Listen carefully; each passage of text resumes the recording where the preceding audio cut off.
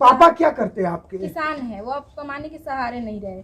मेरा बड़ा भाई था, उनका काम वही मतलब संभालता था। यहाँ पर आप देख भी सकते हैं जो भी संदिग्ध आ रहे हैं उनकी जांच की जा रही है और जांच के बाद छोड़ी जा रही है, क्योंकि यहाँ पर जो है यहाँ का माहौल बिगड़े नहीं और यहाँ पर जो है शांति व्यवस्था भली भांति कायम रहे। उसका क्रिकेट से विवाद नहीं था, वो तो हम लोग को काम ही करने में रह जाता था। हम लोग को पढ़ने के लिए, लिखने के लिए वो सब व्यवस्था करने में ही रहता था, क्रिकेट नहीं खेलता था।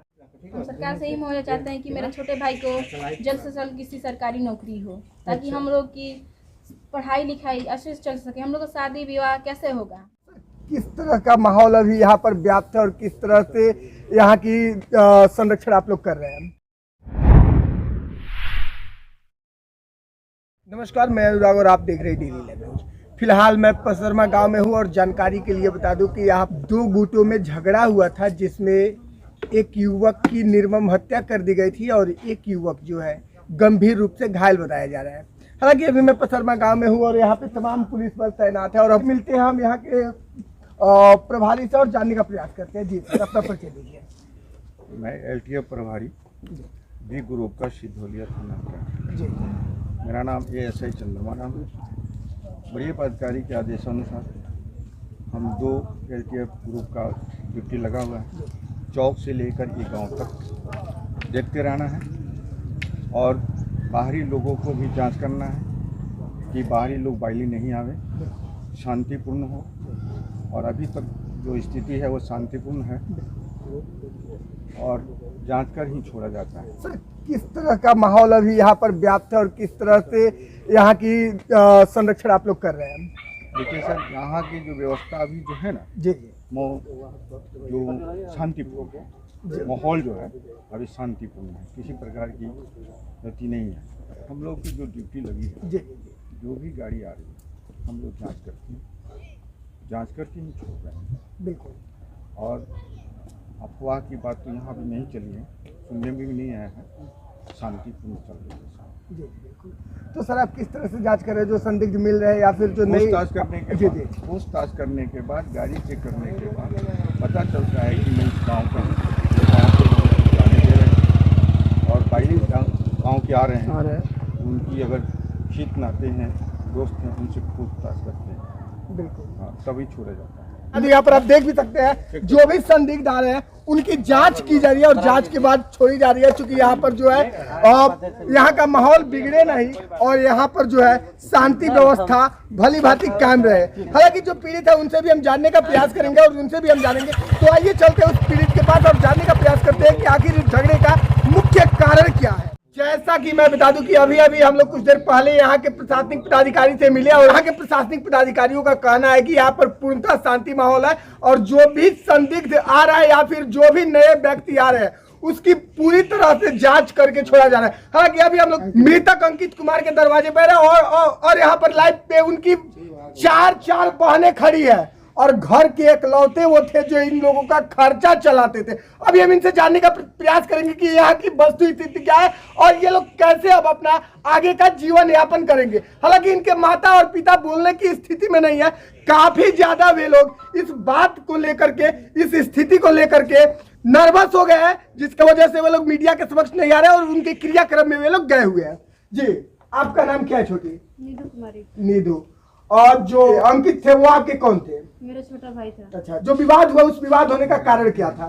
उसका किसी से विवाद नहीं था। हाँ। वो सब्जी किनने के लिए बाजार में शुक्रवार को गया था, शाम को 5 बजे वहाँ पे कुछ लफंगे थे खड़े होकर के उसको हत्या कर दिए। लेकिन ऐसा लोगों का कहना है कि क्रिकेट विवाद को लेकर के झगड़ा हुआ था। इस बात में कहाँ तक सच्चाई है? सत्य नहीं है, उसका क्रिकेट से विवाद नहीं था। वो तो हम लोग को काम ही करने में रह जाता था। हम लोग को पढ़ने के लिए, लिखने के लिए वो सब व्यवस्था करने में ही रहता था। क्रिकेट नहीं खेलता था। मेरे भाई क्रिकेट नहीं खेलता था, उससे किसी से विवाद नहीं था। कितने भाई हैं आपको? हमारे 2 भाई हैं। वो बड़ा वाला था, हमसे छोटा ही 2 भाई है। तो एक तो नहीं है पर एक है। मैं सरकार से मुआवजा चाहती हूँ और मेरे छोटे भाई के लिए नौकरी चाहिए। हम लोग बहनों को पढ़ाने के लिए व्यवस्था करें और कहना चाहती हूँ कि वहाँ पे जहाँ पे मेरे भाई को मारा गया है मस्जिद के पास, वह ऐसा व्यवस्था हो कि फिर दोबारा किसी लड़के का हत्या ना हो। यही व्यवस्था मैं कहना चाहती हूँ सरकार से कि वहाँ मस्जिद के पास करे बैठक कि फिर से दोबारा मुस्लिम और हिंदू में कोई ऐसा लफड़ा ना हो। किसी की हत्या ना हो, क्योंकि वो भी एक बहन के भाई ही है, चाहे मुसलमान हो चाहे हिंदू हो, वो किसी के भाई ही है। हम लोग जो दर्द समझ रहे हैं वो किसी भी बहन का हो सकता है, किसी भी माता पिता का हो सकता है। लाइव के माध्यम से दिखा दूं कि अंकित कुमार मरे हैं, वो इनका ये एनसीसी का सर्टिफिकेट है जो उनको एनसीसी ट्रेनिंग के बाद मिला हुआ था, और ये उनका फोटो है, अंकित कुमार का ये फोटो है जो मरे हैं। आप किस तरह का मुआवजा चाहती हैं सरकार से? हम सरकार से ही मुआवजा चाहते हैं कि मेरे छोटे भाई को जल्द से जल्द किसी सरकारी नौकरी हो, ताकि हम लोग की पढ़ाई लिखाई अच्छे से चल सके। हम लोग का शादी विवाह कैसे होगा? मेरे पापा कमाने के अब पापा क्या करते हैं आपके? किसान है, वो अब कमाने के सहारे नहीं रहे। मेरा बड़ा भाई था, उनका काम वही मतलब संभालता था हम लोग को। कोचिंग फीस हो या कोई भी मतलब काम हो, हमेशा पापा का या बीमारी का इलाज हो वही कराता था हम लोग। कौन? अंकित? नहीं, अंकित कराता था, मेरा बड़े भाई। अच्छा अच्छा अच्छा। वही कराता था। अब हम लोग अब कैसे जिएंगे हम लोग? अंकित के बारे में आप थोड़ा सा बताइए कि अंकित की शिक्षा दीक्षा कहाँ तक थी, और अंकित जो है किस विचार का, किस तरह का लड़का था? वो हमेशा अच्छा लड़का था। वो हमेशा चाहता था कि हम बड़े, जैसे भीमराव अम्बेडकर हो या राजेंद्र प्रसाद हो, उन लोग की तरह मतलब देश रत्न मतलब बनना चाहता था।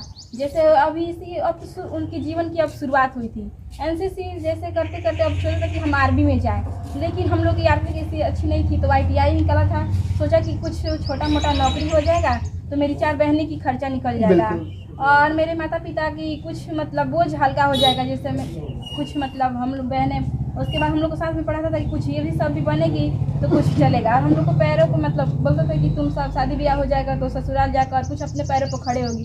जैसे ससुराल वाले अगर किसी लड़कियों सबको धक्का मारकर घर से निकाल देते हैं, वैसा वो मतलब नहीं चाहता था। हमेशा अच्छे मतलब सोच हम लोग को प्रेरित करता था। DM SP हो या कोई भी टाउन में जाता था, हमेशा वो पुलिस की वर्दी हो या बिहार पुलिस हो, कुछ मतलब कुछ महिलाएं बड़े बड़े जैसे प्रोफेसर होते हैं, हमेशा हम लोग मतलब बोलता था हम लोगों को पढ़ लिख कर वही बनने के लिए, ऐसा ही बनने के लिए। पापा का क्या नाम है आपके? श्री मोहन जी प्रसाद। मोहन जी प्रसाद। लेकिन जो 2 लड़कों का बताया जा रहा है कि 2 लड़के जो है, एक लड़का जख्मी और एक आपके भाई जो है वो मर चुके हैं, तो उन दोनों लड़कों के बारे में थोड़ा परिचय दीजिए कि वो लड़का कौन है और उसकी क्या स्थिति है? वो लड़का जो जख्मी है उससे क्रिकेट का लगाव था, वो क्रिकेट खेलता था। जो कुछ समय मतलब 10 दिन मतलब हुए थे, जिससे वो पैसे के मतलब लेकर ये विवाद है। जो मतलब लड़के जख्मी है उससे ही एक था, लेकिन इससे कोई क्रिकेट से मतलब कोई लगाव नहीं था। ये तो क्रिकेट खेलने का समय इसको कहाँ मिलता था? इसके साथ में नहीं गए थे। ये शाम को 5 बजे बाजार के लिए हम लोग को तो खाना सब्जी के लिए गया था 5 में। अच्छा अच्छा। ये उधर से पढ़ के, जो लड़का जख्मी है उधर से वो पढ़कर आ रहा था, लेकिन कुछ लफंगे ने टारगेट बनाकर वो मतलब पहले ही से वहाँ पे खड़े थे कि वो लड़का आएगा तो मारेंगे। लेकिन कुछ मतलब अच्छा संजोग नहीं था कि मेरा भाई उसी समय पर बाजार के लिए शाम को 5 बजे ये बाजार में पहुँचा, जहाँ मुस्लिमों ने कुछ लड़के मुसलमान हैं जो इसकी पकड़कर हत्या कर दी। और वो तो जख्मी है, हरियम कुमार उसका नाम है, जो गोरखपुर में रेफर है। उसके पापा का क्या नाम है? उसके पापा का नाम है अनूप कुमार। अनूप कुमार। उसका गांव कौन सा है? वही मेरे बगल में घर है। अच्छा अच्छा अच्छा। उसी का मतलब जैसा कि मैं बता दूं कि अभी अभी जो इन लड़कियों ने कहा उसके माध्यम से यह स्पष्ट होता है कि ये यहाँ की दशा को दर्शाते हुए जिला प्रशासन और CM से अपने मांग कर रही है कि यह अपना जीवन यापन कर सके और इनके भाई को नौकरी मिल सके, जिससे कि इनके घर का गुजारा चल सके। Bureau report, daily live news, Gopalganj.